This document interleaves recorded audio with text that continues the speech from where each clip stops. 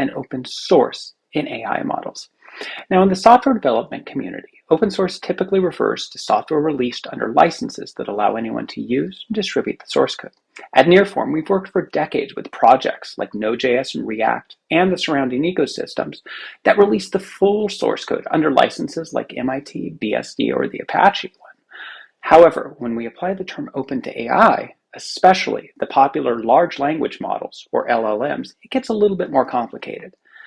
Let's first clarify a few conceptual terms. Now, model weights are the numeric values that a model uses to convert inputs into amazing generative AI outputs that have wowed us all. You can deploy these and you get a usable LLM service. Training code refers to the scripts used to teach the model and create the weights. And training data is the text, images, audio, and whatever other information is used by the training code to produce the model weights. With this in mind, let's explore the different categories of what that means for AI models. So the first category is closed weights. Companies like OpenAI and Anthropic develop models such as GPT-4 and Claude, which are proprietary. You cannot deploy them yourself and can only use the provider's API services. Next up is open weights, but with restrictions.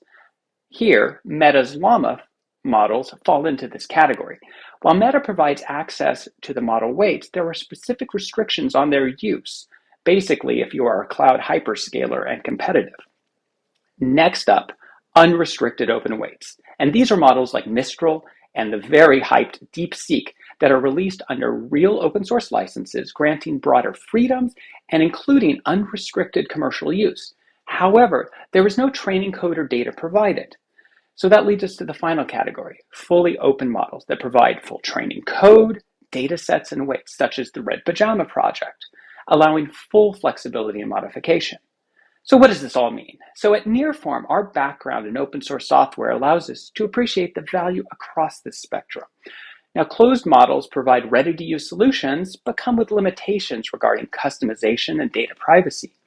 Open weight models offer flexibility and control. However, they do require resources for fine-tuning and deployment.